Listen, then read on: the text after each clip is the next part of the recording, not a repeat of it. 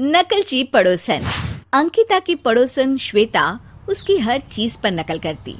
अरे श्वेता, आओ आओ, कैसे आना हुआ? अरे भाई मिठाई खाओ, हमने आज ही अपने घर में एसी लगवाया है। अरे यार, लेकिन एसी का तो बड़ा बिल आता है ना। हाँ यार, लेकिन गर्मी इतनी है तो क्या करे। ये भी है। मैं तो ना ये कूलर लेकर आई हूँ। दाम थोड़ा महंगा है लेकिन बिजली का बिल किफ़ायती आएगा। और हाँ, इसकी ये भी खासियत है कि किसी भी कमरे में लगा दो। बात तो तुम ठीक कह रही हो अंकिता। और पता है, ये ब्रांड भी नया आया है बाजार में। फिर श्वेता की मिठाई उसी को खिलाते हुए कहती है, ये मिठाई तू खा अब कूलर की खुशी में। श्वेता घर आ जाती है और पति से कहती है, ए जी, मुझे ये एसी नहीं बल्कि कूलर चाहिए, वो भी उस कंपनी का जो अंकिता के घर लगा है। क्या पागल हो गई हो? अरे दुनिया एसी लगवाती है और तुम कूलर क्यों भला? क्योंकि कूलर को हम किसी भी कमरे में ले जा सकते हैं, उससे बिल भी तो कम आएगा। और तुम अपना मुंह बंद रखो। श्वेता नाराज हो जाती है और ना चाहते हुए भी पति को अपना नया एसी सेलिंग साइट में डालना पड़ता है। अगले दिन, अरे अंकिता, ये ले मिठाई खा। अरे वाह, तेरा घर तो शिमला बना हुआ है, इतनी ठंडी हवा। लेकिन अब ये हवा ना हमारे घर में भी फैलेगी। मैंने भी वही वाला कूलर ले लिया है। पर तेरा कूलर दिख क्यों नहीं रहा? अरे यार, कूलर से ना गर्मी कम ही नहीं हो रही थी। बजट तो था नहीं। कोई बेवकूफ अपना नया एसी बेच रहा था, वो भी कूलर के दाम में। तो क्या था, बस हम लोगों ने ले लिया। वो देख एसी। अब तो श्वेता का मुंह बन जाता है। अरे ये क्या बोल रही है? तू तो बोलती थी कि कूलर ठीक रहता है, एसी से ज्यादा बिजली का बिल आता है। अरे यार, 2 महीने की गर्मी है, कहीं और से बचत कर लूंगी, लेकिन दिल्ली में शिमला फीलिंग भी तो ले रही हूँ ना।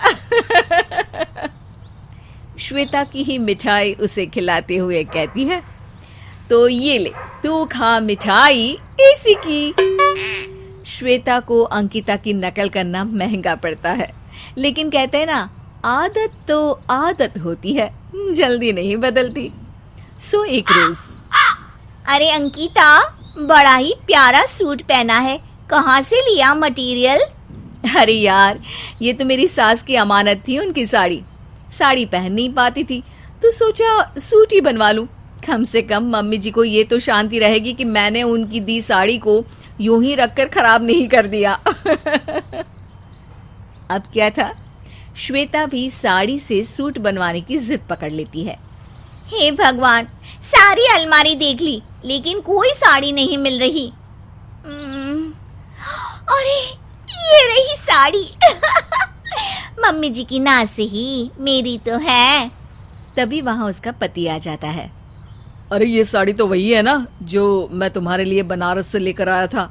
हाँ जी हाँ, इस साड़ी को पहनकर तो मैं पूरी दीपिका पादुकोण लगती हूँ। हाँ, सही बोल रही हो। ये साड़ी मुझे तुम पर बहुत ही प्यारी लगती है। लेकिन आज ये साड़ी पहनकर कहाँ चल दिए? अरे टेलर के पास इसका मैं सूट बनवाऊंगी, वो भी घेर वाला। अरे तो कपड़ा खरीद लो ना, साड़ी क्यों बर्बाद कर रही हो, और वो भी बिल्कुल नई। श्वेता पति की बात नहीं मानती और सीधे पहुंच जाती है टेलर के पास। और बहन जी, इस कपड़ा में सूट नहीं बनेगा, खिसक जाएगी सिलाई। अरे ज्यादा ज्ञान न बांटो, मैं भी सिलाई कढ़ाई जानती हूँ। अच्छा सा अस्तर लगाकर सूट बना देना। और हाँ, हमारे सोसाइटी की दिवाली पार्टी है शनिवार को, तो तुम मुझे ये सूट शुक्रवार को किसी भी हालत में दे देना, ठीक है? अब क्या था, पार्टी में श्वेता पहुंचती है और वो भी साड़ी का सूट पहनकर।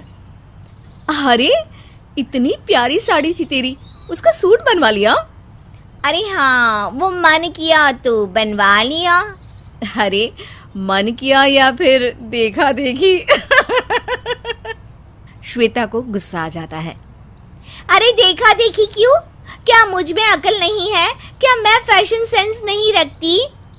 तभी अंकिता के साथ खड़ी गीता बोल पड़ती है, लेकिन श्वेता, ये तो बनारसी कपड़ा है, इसका सूट बहुत ही सावधानी से पहनना, सिलाई ना बहुत जल्दी खिसकती है।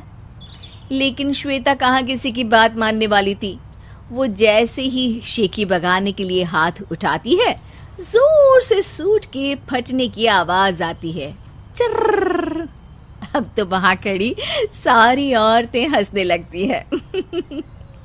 श्वेता भागकर सीधे अपने घर जाती है और रोने लगती है।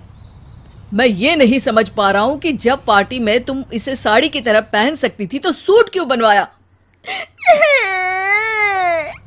नकल करके मैंने अंकिता की नकल की, जो कि मेरे लिए परेशानी का कारण बन गई।